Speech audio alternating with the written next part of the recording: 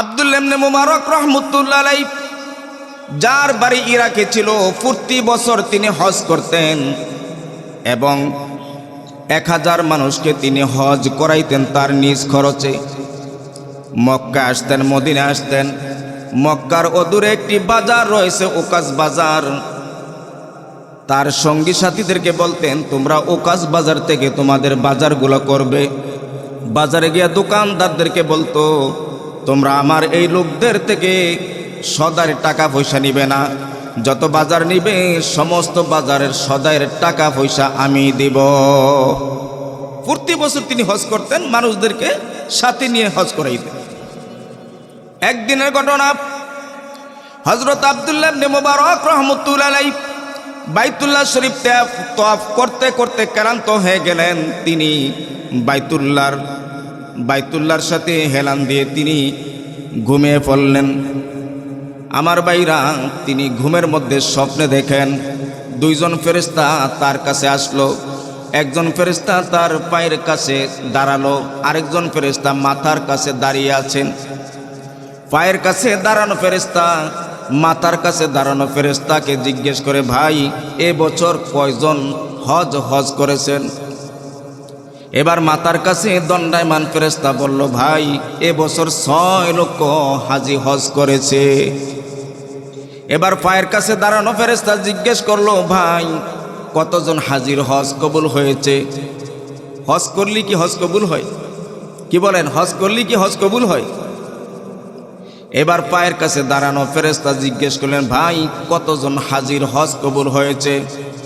মাথার কাছে দাঁড়ানো ফেরেশতা বলল, 6 লক্ষ হাজি হজ করেছে, কিন্তু দুঃখের বিষয় হলো একজন হাজির হজ কবুল হয় নাই। একজন হাজির হজ এই বছর কবুল হয়নি। পায়ের কাছে দাঁড়ানো ফেরেশতা জিজ্ঞেস করল, ভাই তাহলে কি উপায় হবে? 6 লক্ষ হাজি হজ করেছে, একজন হাজির হজ কবুল হয় নাই, তাহলে তাদের মাপ পাওয়ার উপায় কি? মাথার কাছে থাকা ফেরেশতা বলল যে 6 লক্ষ হাজির হজ কবুল হয় নাই ঠিকই, কিন্তু সিরিয়াতে আল্লাহ পাকের এক বান্দা রয়েছে, সেই বান্দার উসিলায় আল্লাহ রাব্বুল আলামিন 6 লক্ষ হাজি সকলের হজ কবুল করে নিয়েছে। সুবহানাল্লাহ। সিরিয়াতে আল্লাহর এক বান্দা আলী ইবনে মুআফফাক নাম, তার উসিলায় আল্লাহ রাব্বুল আলামিন 6 লক্ষ হাজি সকলের হজ আল্লাহ তাআলা কবুল করে নিয়েছেন। হঠাৎ করে আব্দুল্লাহ ইবনে মুবারক রাহমাতুল্লাহ আলাইহি ঘুম ভেঙে গেল। তিনি পেরেশান হয়ে গেল, ব্যাপার কি?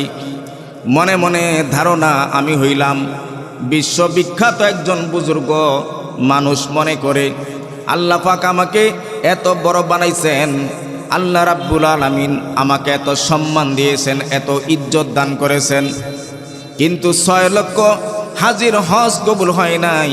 আমিও তো তাদের সাথেই রয়েছি, আমার হজ তো কবুল হয় নাই, কিন্তু সিরিয়াতে এমন কোন ব্যক্তি রয়েছে যার উসিলায় 6 লক্ষ হাজির হজ কবুল হয়েছে, অথচ সে হজ করে নাই, সে সিরিয়াতে রয়েছে। ওই ব্যক্তিকে দেখতে হবে। মনে কৌতূহল জাগলো, ওই ব্যক্তির কাছে আমি যেতে হবে, ওই ব্যক্তির সান্নিধ্য আমি অর্জন করতে হবে। হজ করা শেষ হয়ে গেল, হজের মৌসুম শেষ হয়ে গেল। এবার সাথীদেরকে বললেন, ভাই তোমরা তোমাদের এলাকায় চলে যাও, আমার যাইতে একটু দেরি হবে, আমি পরে আসব। হাজিদেরকে বিদায় করে দিয়ে এবার হযরত আব্দুল্লাহ ইবনে মুবারক রাহমাতুল্লাহ আলাইহি তার নিজ বাড়ি ইরাকে না গিয়া এবার সিরিয়ার উদ্দেশ্যে তিনি রওনা দিলেন। সিরিয়াতে চলে গেলেন। সিরিয়ায় গিয়ে বড় বড় শহরগুলি খোঁজা আরম্ভ করলেন। অনেক মানুষকে জিজ্ঞেস করলেন, ভাই আলী ইবনে মুআফফাককে চিনোনি? সবাই বলতেছেন, না, আমরা এই নামে কোনো মানুষকে চিনি না। এইবার বড় বড় শহর ছেড়ে এইবার ছোট ছোট শহরগুলোতে গেলেন, সেখানেও তিনি পাইলেন না। এবার একটি একটি গ্রামের মধ্যে ঢুকলেন, যেই গ্রামের মধ্যে বস্তির মতো বাড়িঘরগুলো, বস্তির মতো দোকানপাটগুলো। সেখানে গিয়ে আলী ইবনে মুআফফাক নামে লোকটাকে খুঁজতেছে, সবাইকে জিজ্ঞেস করতেছে। জিজ্ঞেস করলো এক ব্যক্তিকে, ভাই আলী ইবনে মুআফফাককে চিনোনি? বলে চিনবো না কেন হুজুর, আলী ইবনে মুআফফাক তো আমাদের এলাকারই লোক।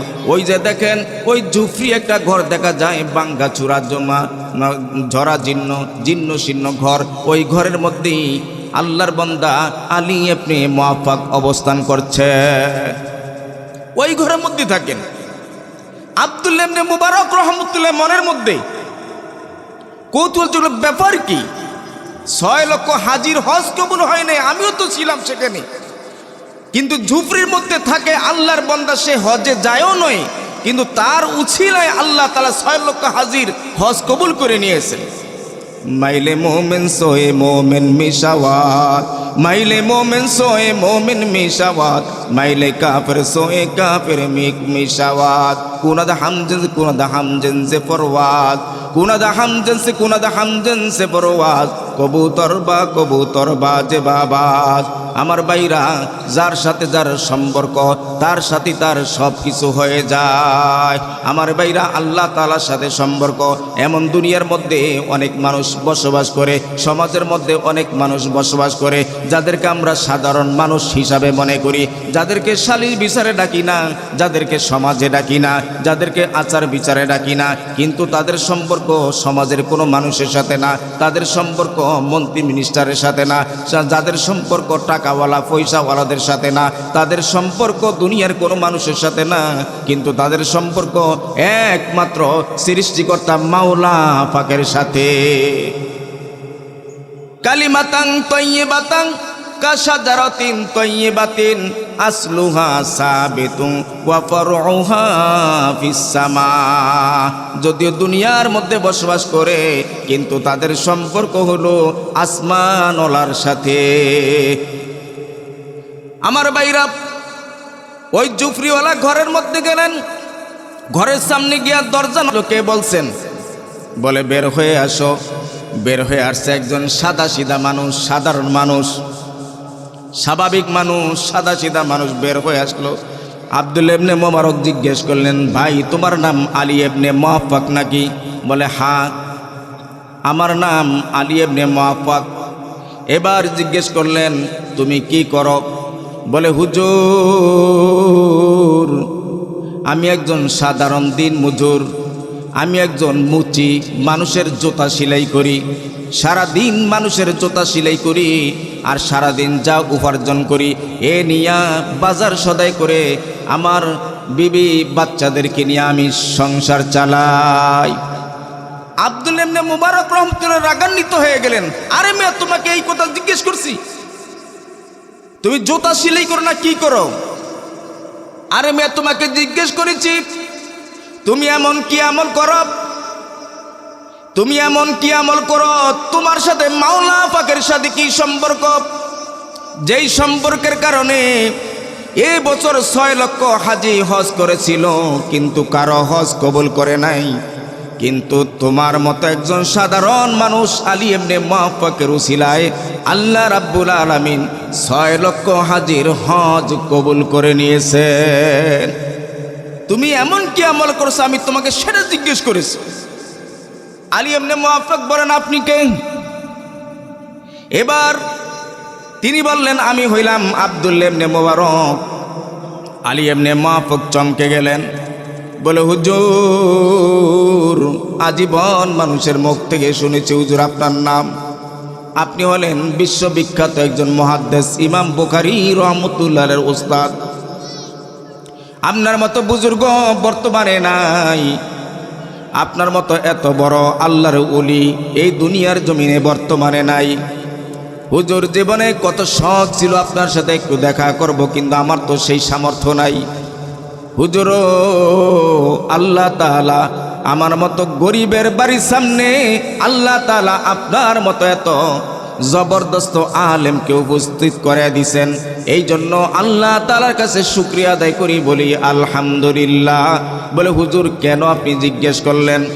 এবার জিজ্ঞেস করতেছে, ভাই তুমি এমন কি আমল করো, যেই আমলের কারণে আল্লাহ তাআলা তোমার উসিলায় তুমি জীবনে হজ করো নাই, তুমি জীবনে বাইতুল্লাহ তওয়াফ করো নাই, তুমি জীবনে নবীজির রওজা জিয়ারত করো নাই, কিন্তু না গিয়াও হজ না কইরাও আল্লাহ তাআলার কাছে এমন কি আমল করেছো যে আমলের প্রতি আল্লাহ খুশি হয়ে 6 লক্ষ লোকের হজকে আল্লাহ তাআলা কবুল করেছেন।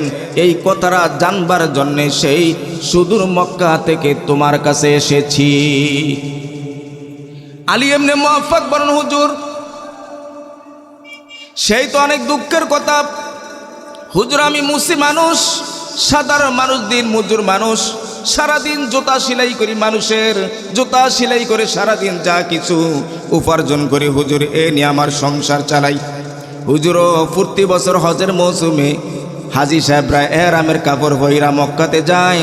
আমারও তো মন চায় আমি আলী ইবনে মুআফফাক জীবনে একবার হলেও আমি যেন মক্কায় যাই, আমি যেন নবীজির রওজায় গিয়ে একবার সালামটা বুঝাই। আমার তো মন চায় হুজুর, কিন্তু কি করব, আমার তো সেই সামর্থ্য যে নাই। আমি একজন মুসি মানুষ, দিন মজুর মানুষ, সারাদিন যা কামাই করি এ দিয়ে সংসার চালাই, হজ করব আমি কিভাবে? কিন্তু হুজুর অন্তরটা আমার ফাইটা যায়, মনটা আমার ফাইটা যায়। প্রতি বছর হাজিরা যখন হজ করার জন্য এহরামের কাপড় পরে হুজুর, তখন আমার মনটা ছটফট করে, যেন আমিও জীবনে একবার হইল মক্কায় যাই। ও হুজুর, একদিন আমি আর থামতে পারলাম না, সিদ্ধান্ত নিলাম আমিও একবার হজ করব। হুজুর আমি জুতা সেলাই করি, মুসি মানুষ, সারাদিন জুতা সেলাই করে অল্প অল্প করে কিছু কিছু টাকা আমি এক জায়গায় আমি রাখি। হুজুর জীবনে একবার হলো আমি হজ করব সিদ্ধান্ত নিলাম। জুতা সেলাই করে সারাদিন কামাই করে আমি কিছু কিছু টাকা জমাইলাম। আমি হজে যাব উদ্দেশ্য করে, হজে যাওয়ার মতো টাকা আমি জোগে ফেলেছি। সিদ্ধান্ত নিয়েছি হজে যাব, আগামীকাল আমার হজে যাওয়ার পালা। হুজুর নাম তালিকাভুক্ত করেছি, হাজিদের খাতায় নাম লেখাইছি, যার সাথে যাব সিদ্ধান্ত নিয়েছি। কিন্তু হুজুর দুঃখের বিষয়, আমার স্ত্রী সন্তান সম্ভবা, আমি আগামীকাল হজে যাব, আগামীকাল আমার সন্তান প্রসব হওয়ার কথা। আজকে রাত্রে হুজুর আগামীকাল হজে যাব, হজে রওনা দিব, কিন্তু আমার স্ত্রী আজকে রাত্রে আমাকে বললেন, প্রাণের স্বামী, কত মানুষ সন্তান প্রসব করতে গিয়ে মারা যায়, আপনি তো আগামীকাল হজে যাবেন, আমার সন্তান প্রসব হওয়ারও তারিখ হতে পারে আগামীকাল। স্বামী রে, মন চায় আমার একটু গোস্ত খাইতে, তুমি আমার একটু গোস্ত খাওয়াইবানি। হুজুর এই কথা বলার সঙ্গে সঙ্গে আমার মনে প্রাণে কম্পন সৃষ্টি হয়ে গেল। আমার তো হজে যাওয়ার টাকা ছাড়া আর কোনো টাকা নাই। স্ত্রী গোস্তের আবদার করছে, গোস্তের বায়না করছে, মন চাইছে, কিন্তু তারও তো হক আছে, তাকে তো গোস্ত খাওয়াইতে হবে। আগামী বছর যদি হজ করার পরে যদি আমার স্ত্রীকে আয়সা না দেখি, তাহলে মনটা তো বুঝবে না। এবার সিদ্ধান্ত নিলাম, ঠিক আছে, হজের জন্য জমানো টাকা থেকে কিছু টাকা নিয়ে থলি নিয়ে আমি গোস্ত আনার জন্য আমি রওনা দিলাম। আমার বাড়ি থেকে 2-3টা বাড়ি পরেই যখন আমি গেলাম, তখন আমার নাকের মধ্যে গোস্তের ঘ্রাণ আসলো। আমি ভাবলাম এই বাড়ির মধ্যে গোস্ত পাকানো হচ্ছে। আমি দরজা নক করলাম, বলে কে? আমি আলী ইবনে মুআফফাক। বলে ভাইজান, আমার স্ত্রীর মন চাই যে গোস্ত খাবে, তুমি একটু গোস্ত দিবানি, বাড়িতে করে একটু গোস্ত দিয়া দাও। লোকটা বলল, ভাই যে গোস্ত পাকাচ্ছি এই গোস্ত আমাদের জন্য হালাল, কিন্তু তোমার জন্য হারাম। আলী ইবনে মুআফফাক বলেন, ভাই এটা তুমি কি বলতেছো? তুমিও মানুষ আমিও মানুষ, তুমিও মুসলমান আমিও মুসলমান, তোমার জন্য যেটা হালাল এটা আমার জন্য তো হালাল হওয়ার কথা, আর যেটা আমার জন্য হারাম হবে সেটা তো তোমার জন্য হারাম হবে। তুমি এটা কি কথা বলতেছো? এবার লোকটা বলতেছেন, বাইরে মন দিয়ে শোনো ওয়ালি, তুমিও যেমন দিন মজুর, আমিও একজন দিন মজুর। কয়েকদিন যাবৎ বাজারে যাই কাজ পাই না, রাস্তাঘাটে যাই কাজ পাই না। আমিও তো একজন দিনমজুর। কয়েকদিন যাবৎ কাজ না পাওয়ার কারণে ঘরে জমানো যা কিছু ছিল সব শেষ হয়ে গেছে। দুই তিন দিন যাবৎ আমার সন্তানগুলা ক্ষুধার্ত অবস্থায় ছটফট করতেছে। আলী রে, আজকে আমি সকালবেলা আমার সন্তানদের যে অবস্থা দেখলাম, আমি মনে মনে ভাবছি, ধারণা করছি, নিচ্ছি যদি বিকালবেলা আমার সন্তানদের মুখে খাবার দিতে না পারি, আলী রে, আমার সন্তানদের লাশ দেখতে হবে। আলীরা, আমি আজকেও বের হইলাম কাজের সন্ধানে, কিন্তু কোনো কাজ পাইলাম না। আমি নির্ঘাত ধারণা করে নিচ্ছি আজকে রাতের বেলা আমার সন্তানদেরকে লাশ দেখবো, আমার সন্তানদেরকে জীবিত দেখবো না। কিন্তু আমি কি করব? আমি নিরুপায় হয়ে বাড়িতে রওনা দিয়েছিলাম। পথের মধ্যে দেখলাম একটা মরা গাধা। আমি সেই মরা গাধার থেকে কিছু গোশত কেটে আমি বাড়িতে নিয়ে আসলাম। এই শুধু বাচ্চাদেরকে মৃত্যুর হাত থেকে রক্ষা করবার জন্যে আমি বাচ্চাদের জন্য গোশত পাকাচ্ছি, মৃত্যু গাধার গোশত। সুতরাং এই গোশত আমাদের জন্যে হালাল, কিন্তু আলী রে, তোমাদের জন্য হারাম। আলী ইবনে মুআফফাক দুদুল্লতার মধ্যে পড়ে গেলেন, চিন্তায় পড়ে গেলেন। আমার কাছে তো টাকা আছে, হজে যাওয়ার টাকা, আমার কাছে টাকা আছে, হজে যাওয়ার টাকা। এবার সিদ্ধান্ত নিলেন, বাইরে তুমি বাচ্চাদেরকে হারাম জিনিস খাওয়ায়ও না, তুমি একটু সবর করো, ধৈর্য ধরো। এই কথা বলে তিনি বাড়িতে চলে গেলেন। বাড়িতে গিয়া হজে যাওয়ার যেই টাকা যেই পুটলির মধ্যে জমা রয়েছে, সেই পুটলিটা তিনি পকেটে নিলেন। আর কিছু আটা একটা কাপড়ের মধ্যে বেঁধে, পুটলি বেঁধে, এই আটা আর টাকা নিয়ে ওই বাড়িতে গিয়ে বলেন, ভাই ধরো, এগুলা তোমার জন্য দিয়ে গেলাম। বাচ্চাদেরকে হারাম খানা খাওয়াইও না, বাচ্চাদেরকে তুমি হালাল খাবার খাওয়াও। বাচ্চাদেরকে হারাম খাওয়াইও না, হালাল খাওয়াও। আমার ভাইরা, এবার আলী ইবনে মুআফফাক রাহমাতুল্লাহ বলেন, হুজুর, হজে আর যাওয়া হলো না, স্ত্রীকে গোশত খাওয়ানো হলো না। আমার হজে যাওয়ার জমানো টাকাগুলো আমি ওই লোকটাকে আমি দান করে দিলাম। হুজুরও কিন্তু মনটা বোঝে না। আমি কিছু দিনের জন্য আমার বাড়ি ছেলে পালিয়েছিলাম, কারণ যাদের সাথে আমি হজে যাওয়ার জন্য নাম লেখাইছি তারা তো আমার বাড়িতে চলে আসবে, আর আমি তো যেতেও পারবো না। এই জন্য তাদের চোখের আড়াল ফাঁকি দিয়া আমি কিছুদিন দূরে ছিলাম। তারা যখন বাড়ি থেকে চলে গেল মক্কাতে, আমি তখন বাড়িতে আসলাম। হুজুর, আমার মনটা বোঝে না। জীবনে একবার আশা ছিল মক্কায় যাব, জীবনে একবার আশা ছিল আল্লাহর নবীর রওজায় গিয়া নিজের জবান দিয়ে একটু সালাম দিব। হুজুর, পারলাম না। আমার জমানো টাকা দিয়ে দিলাম, ওই লোকটাকে দিয়ে দিলাম, অভাবী দরিদ্র লোকটাকে আমি দিয়ে দিলাম। হুজুর, মনটা তো আমার বুঝলো না। হজের মৌসুম শেষ হয়ে গেল। হজ থেকে মানুষ বাড়িতে আস্তে আস্তে আসতে শুরু করলো। সবাই আমার সাথে দেখা করার জন্য আসলো। একজন আইসা বলে, আলী রে, তুমি আমাদের সাথে নাম লেখাইছ, হজে গেলা না, কিন্তু তোমাকে এক নজর বাইতুল্লাহ শরীফ তওয়াফ করতে দেখেছি, আলী রে, আর দ্বিতীয় নজরে তোমারে দেখলাম না। আরেকজন আইসা বলে, আলী রে, তুমি তো আমাদের সাথে নাম লেখাইছ হজে যাইবা, কিন্তু আমাদের সাথে গেলা না। তোমারে মিনা বাজারে কোরবানি করতে দেখেছি, আর তো দেখলাম না, কোথায় গেলা? আরেকজন আইসা বলে, আলী রে, তুমি তো হজে যাওয়ার কথা ছিলে আমাদের সাথে, কিন্তু আমাদের সাথে গেলা না। তোমাকে সাফা মারওয়ার মাঝখানে সাই করতে দেখেছি, এক নজর দেখেছি, আর তো তোমাকে আর দেখলাম না, ব্যাপার কি, কোথায় গেলা? আরেকজন আইসা বলে, আলী রে, তোমাকে আমরা জমরায় পাথর মারতে দেখেছি, শয়তানকে পাথর মারতে দেখেছি, এক নজর দেখছি, আর তো দেখলাম না, কোথায় গেলা? এবার আরেকজন আইসা বলে, আলী রে, তোমারে এক নজর দেখেছি রওজা পাকের কাছে নবীজিকে দাঁড়িয়ে সালাম দিচ্ছ, আর চোখ ফিরে দেখলাম না, তুমি কোথায় গেলা? আরেকজন আইসা বলে, আলী রে, তুমি যে মদিনাতে রওজা পাকের কাছে বসেছিলাম, আমি তোমার সাথে সাক্ষাৎ করেছি, তোমার এই যে টাকার থলিটা আমার কাছে জমা দিয়ে আমানত রেখে তুমি যে গিয়েছিলা বলে ভাইজান আমার টাকার থলিটা রাখেন, আমি একটু নবীজির রওজা সালাম দিয়ে আসি, সেই টাকার থলি আমার কাছে দিয়ে গিয়েছিলা, আর তোমাকে আর খুঁজে পাইলাম না। আলী রে ধরো তোমার টাকার থলি তুমি নিয়ে যাও, আমি আর এই আমানত আমার কাছে রাখতাম না। জোরে কোন সুবহানাল্লাহ। আমার ভাইরা, আব্দুল্লাহ ইবনে মুবারক রহমতুল্লাহ শুনতেছেন। এবার আব্দুল্লাহ ইবনে মুবারক রহমতুল্লাহ বলেন, আশ্চর্যের ব্যাপার, আল্লাহ রাব্বুল আলামিন তোমার এই আমলকে কবুল করে নিয়ে আল্লাহ রাব্বুল আলামিন 6 লক্ষ হাজির হজকে আল্লাহ তাআলা কবুল করে নিয়েছেন।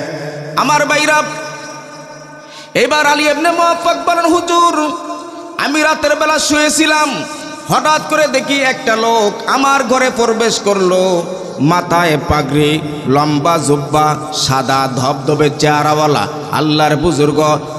ঢোকার সঙ্গে সঙ্গে আমার এই ঝুপড়ির ঘরটা এক দৃষ্টিতে আলোকিত হয়ে গেল।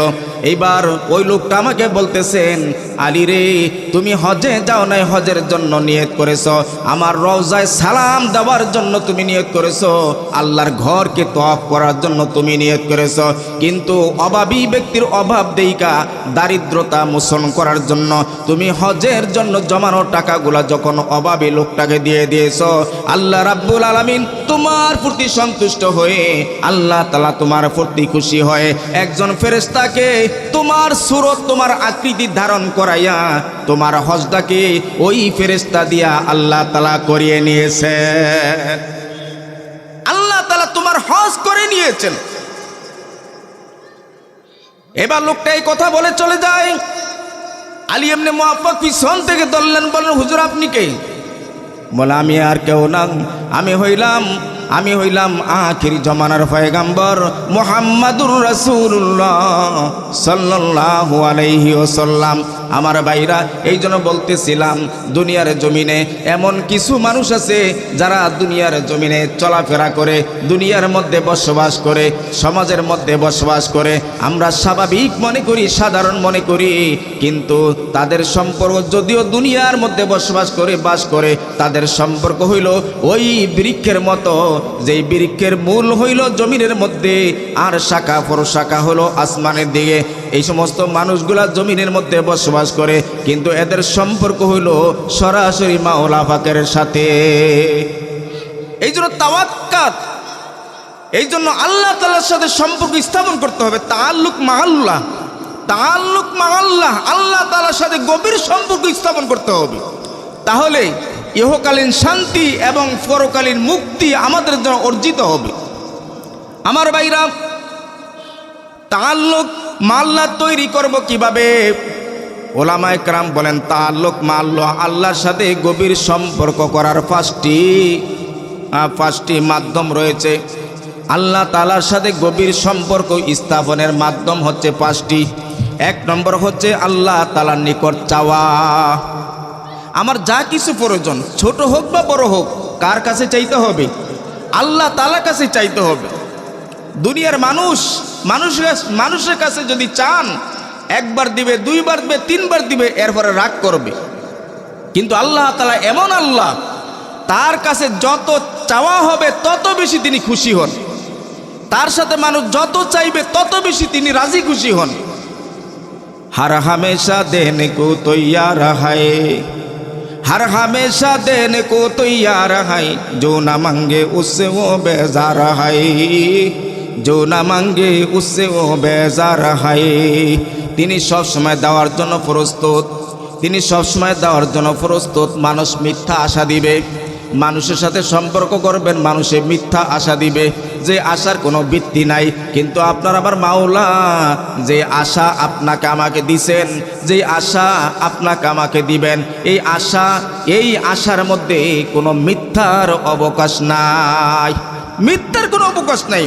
আল্লাহ তাআলা কি ওয়াদা দিছেন, আল্লাহ তাআলা কি আশা দিছেন? আল্লাহ তাআলা 4টা আশা। যেমন আল্লাহ তাআলা বলছেন, উদউনি আস্তাজিব লাকুম। সূরা গাফিরের 60 নম্বর আয়াতের মধ্যে আল্লাহ বলেন, উদউনি আস্তাজিব লাকুম, ও বান্দারা আমাকে ডাকো, আমি তোমাদের ডাকে সাড়া দিব, আমি তোমাদের ডাকে সাড়া দিব। কিন্তু দুনিয়ার কোনো মানুষ এমন পাবেন না যার কাছে আপনি চাইবেন কিন্তু সে যে ফুঙ্কানো ভাবে আপনাকে দিবেন 100%, 100% এটা আপনি পাবেন না। কিন্তু আল্লাহর ওয়াদা, বান্দা আমার কাছে আমারে ডাকো, আমার কাছে চাও, আমি তোমার ডাকে সাড়া দিব। 1 নম্বর। 2 নম্বর, আল্লাহ তাআলা বলেন সূরা বাকারার 152 নম্বর আয়াত, ফাযকুরুনি আযকুরুকুম, ও বান্দা আমাকে স্মরণ করো, আমিও তোমাকে স্মরণ করব। আমাকে স্মরণ করো, আমি তোমাকে স্মরণ করব।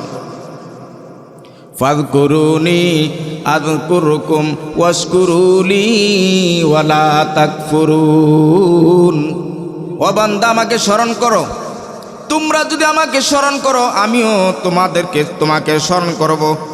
আল্লাহ তাআলা আরেক ওয়াদা দিয়েছেন, লা ইন শাকারতুম লা আযীদান্নাকুম, সূরা ইব্রাহিমের 7 নম্বর আয়াত, লা ইন শাকারতুম লা আযীদান্নাকুম, ও বান্দা যদি তোমরা আমার শুকর আদায় করো তাহলে লা ইন শাকারতুম লা আযীদান্নাকুম, তাহলে তোমাদেরকে নিয়ামত আরো বাড়িয়ে দেব। এটা আল্লাহ তাআলার ওয়াদা। আল্লাহ রাব্বুল আলামিন আরো ওয়াদা করেছেন, ওয়ামা কানাল্লাহু মুআযযিবাহুম ওয়া হুম ইস্তাগফিরুন। আল্লাহ রাব্বুল আলামিন সূরা আনফালের 33 নম্বর আয়াতের মধ্যে বলেন, বান্দা যখন ইস্তেগফার করবে, বান্দারা যখন ইস্তেগফার করবে, আমার কাছে তওবা করবে, মাফ চাইবে, আমি আল্লাহ তাদের আযাব দেওয়ার মতো নই। বান্দা যখন আমার কাছে ক্ষমা চাইবে, মাফ চাইবে, ইস্তেগফার করবে, আমি তার আযাব দিব না। আল্লাহ রাব্বুল আলামিন যে ওয়াদাগুলো করেছেন বান্দার সাথে, এই ওয়াদার মধ্যে কোনো মিথ্যা হতে পারে না। আর বান্দার জন্য যে ওয়াদা করে, বান্দার যে আশ্বাস দেয়, আশ্বাসগুলো আস্থাগুলা মিথ্যা। আপনাকে একজন আরেকজন আপনার দেয়া জীবন কাজ করে নিবে, কিন্তু আপনার যে আশ্বাস দিবে, আপনার সাথে যে ওয়াদা করবে, এগুলা মিথ্যা আশা, মিথ্যা ওয়াদা। কত মানুষ দুনিয়ার মধ্যে এই ধোকায় পড়েছে, মিথ্যা আশ্বাসে পড়ে, মিথ্যা ওয়াদার মধ্যে পড়ে তারা ধোকায় পড়েছে। কোনো দিন আপনার আমার আশা তারা পূরণ করে নাই। কিন্তু আল্লাহ যে ওয়াদাগুলো করেছেন, আল্লাহ যে আশ্বাসগুলো দিয়েছেন, এখানে কোনো মিথ্যার অবকাশ নাই। তাহলে তাআল্লুক মা আল্লাহ, আল্লাহর সাথে গভীর সম্পর্ক স্থাপনের 1 নম্বর মাধ্যম হচ্ছে, আমার জরুরত ছোট হোক বা বড় হোক, এমনকি জুতার স্যান্ডেলের যদি একটা বেল ছিঁড়ে যায় যেটার দাম 2 টাকা, আল্লাহ রসুল বলেন এইটাও যদি তুমি চাও, আল্লাহ তাআলার কাছে চাও, ইদা সালতা ফাসআলিল্লাহ ওয়া ইযা ইসতানতা ফাস্তাইন বিল্লাহ, ও বান্দা তুমি যা চাইবা আল্লাহর কাছে চাও, তোমার যা কিছু প্রয়োজন আল্লাহর কাছে চাও, তুমি যখন সাহায্য চাইবা আল্লাহর কাছে চাও। এতে আল্লাহর সাথে গভীর সম্পর্ক তৈরি হয়। আমার ভাইরা, আল্লাহর সাথে গভীর সম্পর্ক স্থাপনের দ্বিতীয় মাধ্যম হচ্ছে শুকর করা। আমি যেই হালতে আছি, আল্লাহ পাক আমাকে যেই নিয়ামতি দান করেছেন, যেই অবস্থা আছি, সর্বাবস্থা আল্লাহ তাআলার শুকর আদায় করা। আমার ভাইরা, যদি গরুর গোশত দিয়া ভাত খাই তাও শুকর আদায় করতে হবে, কারণ কত মানুষ গরুর গোশত খায় না। আমি মুরগি খাই এই কথা ভাবা যাবে না, আল্লাহ আমারে গরুর গোশত দেয় না। আমি মুরগি দিয়া ভাত খাই তাও শুকর আদায় করতে হবে। কত মানুষ আছে মুরগিও খাইতে পারে না। আমি মুরগিও খাইতে পারি না, শুধু মাছ দিয়া ভাত খাই, মুরগি কেনার মতো সামর্থ্য নাই, তাও শুকর আদায় করতে হবে। কত মানুষ আছে মাছ কেনার পয়সাও নাই, শুধু আলুর ভর্তা ডাল দিয়া ভাত খাই, তাও শুকর আদায় করতে হবে। কারণ কত মানুষ আছে ডাল আলু ভর্তাও জোরে না, আমি ডাল আলু ভর্তা পাই না, ভাত পাই না, শুধু রুটি খাই, এও শুকর আদায় করতে হবে। কারণ কত মানুষ আছে ডাল আলু ভর্তা ভাগ্যে জোরে না, ভাত জোরে না, রুটি ছাড়া জোরে না। আমার রুটি নাই তাও শুকর আদায় করতে হবে, উপবাস থাকি তাও শুকর আদায় করতে হবে। কারণ আল্লাহ আমারে মুখ দিছে, হাত দিছে, পাও দিছে, কামাই করবার মতো সামর্থ্য দিছে। হয়তো এখন নাই, কিন্তু কামাই করতে পারবো, এক সময় খাইতে পারবো, শুকর আদায় করতে পারবো, শুকর আদায় করতে হবে। হাত আছে, পা আছে, সব কিছু আছে, আমার বাইরা শুকর আদায় করতে হবে। আমার হাত নাই, পাও নাই, কিচ্ছু নাই, বসে বসে খাইতেছি, তাও শুকর আদায় করতে হবে। কারণ কত মানুষ আছে, হাত আছে, পাও আছে, এরপরও ভিক্ষার জুলি কান্দে নিয়া মানুষের কাছে নিজের ইজ্জত সম্মানকে বিলীন করে দিয়ে মানুষের কাছে চায়া চায়া খায়। আমার হাত নাই, পাও নাই, কোনো কিচ্ছু নাই, এরপরও আমাকে আল্লাহ ঘরে বসে ইজ্জতের খানা খাওয়ায়। অর্থাৎ যে যে হালতে আছি, সর্বহালতে সর্বাবস্থায় আল্লাহ শুকর আদায় করতে হবে, তাহলে আল্লাহর সাথে গভীর সম্পর্ক হবে। আমার ভাইরা, সূরা ইব্রাহিমের 7 নম্বর আয়াতের মধ্যে শুকুর সম্পর্কে বলেন, বান্দা আমার শুকুর আদায় করো, আমি তোমার নেয়ামত বাড়িয়ে দেব। লা ইন শাকারতুম লা আযীদান্নাকুম ওয়া লা ইন কাফারতুম ইন্না আযাবি লাশাদীদ। আমার শুকুর আদায় করলে নেয়ামত বাড়িয়ে দিব, যদি না শুকুরি করো তাহলে নেয়ামত ছিনিয়ে নেব, বরং আরো ভয়াবহ পরিণত হবে, তোমাকে কঠিন থেকে কঠিনতম শাস্তির মধ্যে তোমাকে দিব। এই জন্য যে যে হালতে আছে আল্লাহর শুকুর আদায় করতে হবে। মুসলিম শরীফের 2734 নম্বর হাদিসের মধ্যে রয়েছে, আন আনাস ইবনে মালিক রাদিয়াল্লাহু তাআলা আনহু قال رسول الله صلى الله عليه وسلم إن الله لا يرضى عن العبد أن يأكل الأكلة فيحمده عليها أو يشرب الشربة فيحمده عليها। আল্লাহ রাসূল বলেন, যে বান্দা খানা খাওয়ার পর আলহামদুলিল্লাহ বলে, যে ব্যক্তি পান করার পর আলহামদুলিল্লাহ বলে, আল্লাহ তাআলা তার প্রতি রাজি খুশি হয়ে যান। তাহলে আল্লাহর সাথে গভীর সম্পর্ক হওয়ার দ্বিতীয় নম্বর মাধ্যম হচ্ছে শুকর আদায় করা। আল্লাহ রাব্বুল আলামিনের সাথে গভীর সম্পর্ক স্থাপনের 3 নম্বর মাধ্যম হচ্ছে আল্লাহমুখী হওয়া। আল্লাহ রাব্বুল আলামিন সূরা জুমরের 54 নম্বর আয়াতের মধ্যে বলেন, ওয়া আনিবু ইলা রাব্বিকুম ওয়া আসলিমু লাহু মিন ক্বাবলি আন ইয়াতিয়াকুমুল আযাব সুম্মা লা তুনসারুন। আল্লাহ রাব্বুল আলামিন বলেন, ও দুনিয়ার মানুষ, তোমাদের প্রভুর দিকে অভিমুখী হও এবং তার কাছে আত্মসমর্পণ করো। তোমাদের কাছে আল্লাহর আযাব আসার আগে আগে, কারণ তোমরা যদি আল্লাহর কাছে আত্মসমর্পণ না করো, আল্লাহর বিধিবিধান না মানো, আযাব যদি আইসা যায়, এরপরে কিন্তু তোমাদেরকে সাহায্য করা হবে না। তাহলে আল্লাহমুখী হতে হবে, তাহলে আল্লাহ তাআলার সাথে সম্পর্ক বাড়ে। আল্লাহমুখী কিভাবে হব? আল্লাহমুখী হওয়া যায় নামাজের মাধ্যমে, সেজদার মাধ্যমে, বেশি বেশি জিকির করার মাধ্যমে, বেশি বেশি দোয়া করার মাধ্যমে, বেশি বেশি ইস্তিগফার করার মাধ্যমে। এগুলার দ্বারা আল্লাহমুখী হওয়া যায়, আল্লাহর সাথে গভীর সম্পর্ক হয়ে যায়। আমার ভাইরা, আল্লাহর সাথে গভীর সম্পর্ক করার 4 নম্বর উপায় হইল তাওয়াক্কাল আলাল্লাহ, সব সময় আল্লাহ তাআলার উপর ভরসা রাখা। আমার বিপদ আসুক, সুখে থাকি আর দুঃখে থাকি, কঠিন মুসিবতের মধ্যেই থাকি না কেন, আমি কঠিন বিপদের মধ্যেই থাকি না কেন, আমার কঠিন অসুখ বিসুখ হোক না কেন, অর্থাৎ যেই হালতেই থাকি না কেন, আমার ভরসা রাখতে হবে একমাত্র আল্লাহর উপর। কার উপর ভরসা রাখতে হবে? আল্লাহর উপর ভরসা রাখতে হবে। রিজিক না থাকলো, খাদ্য খোরাক না থাকলো, আমার মাওলা পাকের উপর ভরসা রাখতে হবে, তাওয়াক্কুল রাখতে হবে, তাহলে আল্লাহ তাআলা রিজিক দিয়া দিবেন, রিজিক বাড়িয়ে দিবেন। আমার ভাইরা, কত মানুষ আছে কাজকর্ম করে না, কিন্তু উপবাসও থাকে না, আল্লাহ রাব্বুল আলামিন না খাওয়াইয়া তাদেরকে দুনিয়াতে রাখেন না। এই জন্যেই আল্লাহ রাসূল বলেন, তিরমিজি শরীফের 2346 নম্বর হাদিসের মধ্যে আল্লাহ রাসূল বলেন, লাউ আন্নাকুম কুনতুম তাওয়াক্কালুনা আলাল্লাহি হাক্কা তাওয়াক্কুলিহি লারুজিকতুম কামা তুরজাকুত তায়রু তাকদু খিমাসান ওয়া তারুহু বিতানা। আল্লাহর পয়গম্বর বলেন, আমার উম্মতেরা, তোমরা যদি আল্লাহ তাআলার উপর পরিপূর্ণভাবে ভরসা রাখতে পারো, তাহলে আল্লাহ তাআলা তোমাদেরকে পশু পাখির মতো রিজিক দান করবেন। তারা ব্যাংক ব্যালেন্স করে না, কৃষি কাজ করে না, ক্ষেত কামার করে না, তারা কোনো কিছু মানুষের মতো টাকা জমায় না, ক্ষেত কামার করে না, কৃষি কাজ করে না। তারা সকালবেলা আল্লাহর উপর ভরসা করে খালি পেটে বের হয়, বিকালবেলা তারা ভরা পেট নিয়ে ঘরে ফিরে। এইভাবেই তাদের জীবনটা কেটে যায়। সুতরাং আল্লাহর উপর তাওয়াক্কুল করতে হবে। 5 নম্বর উপায় হচ্ছে জিকির এবং তাজকে বেশি বেশি জিকির করা। এগুলোর দ্বারা আল্লাহ তাআলার সাথে গভীর সম্পর্ক হয়। আল্লাহ পাক আমাদের সবাইকে আলোচিত কথাগুলির প্রতি আমল করার তৌফিক দান করুন, আমিন।